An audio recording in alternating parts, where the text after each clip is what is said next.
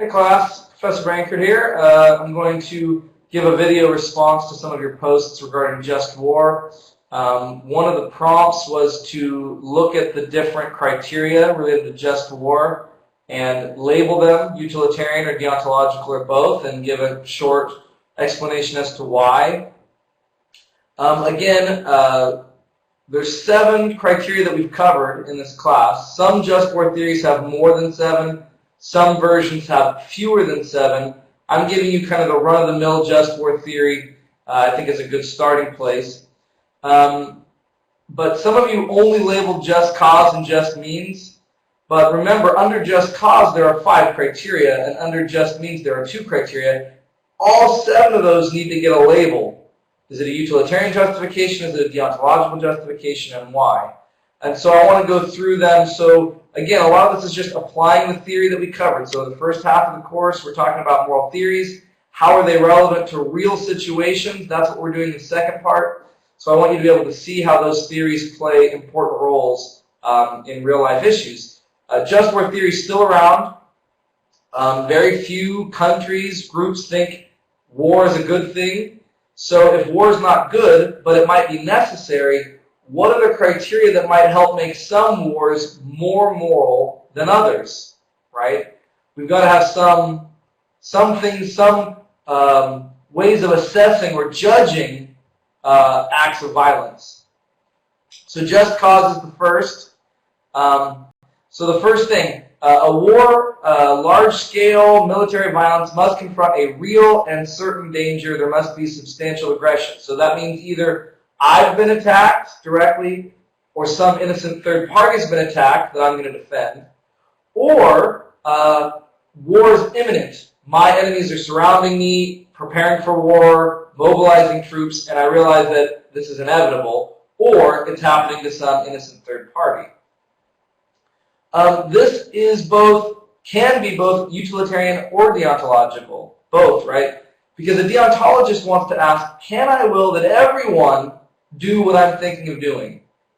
When it comes to war, the deontologist has to say, what situations might I allow for anyone to engage in violence? Well, if it's a matter of self-defense where I've already been attacked, or some innocent third party has been attacked or is going to be attacked, that might be something that we can universalize according to the categorical imperative. Yes, I can will all people where there is a real and certain danger, it's okay for them to defend themselves. But in other situations like for wealth, for land, for resources, a deontologist says, I can't universalize that. I can't will everyone go to war for those reasons. But for these reasons, maybe we can. Similarly, a utilitarian might say, if we allowed people to go to war for any reason at all, there'd be a lot more violence in the world, a lot more death in the world, a lot more conflict, a lot more animosity.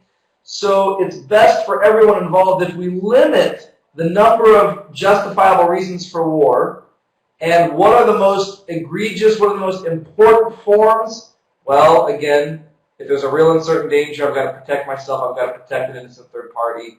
If we limit war to those ways, it's going to limit the amount of violence, limit the number of deaths, and increase good consequences overall. So I can see either justification being given here. So this would be a both. Right intentions.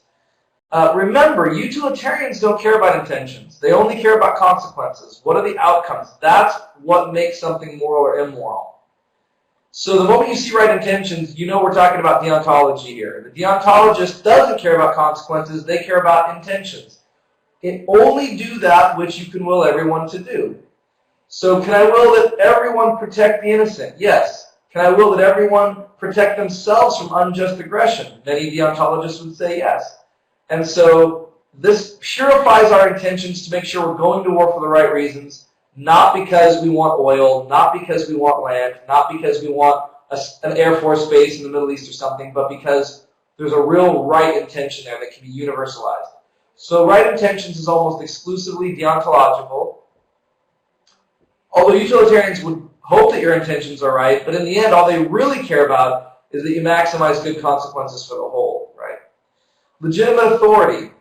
Again, this is primarily deontological. can I will that countries go to war without the proper authority signing off on that war? Is that something I can universalize?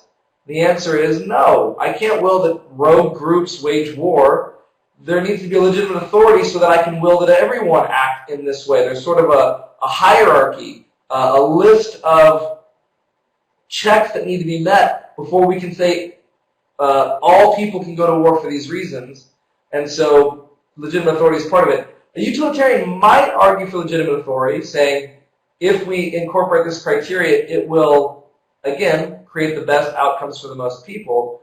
But lots of utilitarians want to say there are lots of dictatorships, there are lots of evil people that run countries, and they need to be taken out by their own people. There needs to be coups, there need to be revolutions, there need to be overthrows. And that a revolution, an overthrow, cannot be granted from a legitimate authority. It's always from the people rising up against, right? And so if that's going to produce the best outcomes for the most possible people, then maybe we should do away with legitimate authority and just look at the outcomes, look at the consequences, right? So again, I think this is predominantly deontological, although I could see a utilitarian, being on board if they think this criteria maximizes good consequences. Probability of success, almost exclusively utilitarian here. The deontologist says you do what's right even if you have no chance of winning. You follow the moral law, you defend your neighbor or yourself against unjust aggression. If it's a just war and you have good reason to go, then you do it even if you're going to lose, right? Because they don't care about consequences. Deontologist isn't interested in whether you're going to win or not. But a utilitarian would say, you might have all the good reasons in the world, but if you have no chance of winning, all you're going to do is increase the death toll with no real chance of accomplishing your outcomes. So if you've got no chance of winning, you might as well surrender and save lives overall and hope that you can create an allegiance, an alliance, get a coalition together, and maybe then you'd have a chance of winning. But the idea that you would go to war with no chance of winning for a utilitarian doesn't make sense because you're just increasing violence, but you can't meet your goals. And then finally, last resort. I think this is typically both. The deontologist says, can we will that war be a first option? Can we will that for every country? No. Can we will that war be a second option or something? No. But can we will that war be the final option, right, where we've exhausted all the other means? I think a deontologist is going to say, yes, if we're going to will war at all, we're going to have to make it a last resort. A utilitarian, again, we want to maximize good consequences for the most. If we allow people to go to war right off the bat, it's going to increase death, violence, horrible consequences, so let's make it a last resort. Now with just means. Discrimination. Again, this is almost purely deontological. You cannot intentionally kill non-combatants, civilians, innocents, whatever you want to say, because you cannot treat a person as a means to an end. Remember the deontologist, right? You can't treat someone as a means to an end, so you can't target civilians. The utilitarian is more skeptical here. If we can end the war, if we can stop it right now, why wouldn't we want to do that and save lives, save time, save money? World War II, again, dropping the bomb, the 2 bombs in Japan, the deontologist is fundamentally opposed because we're violating this principle of just means. The utilitarian is not as upset by it, right? Because it puts a swift end to things.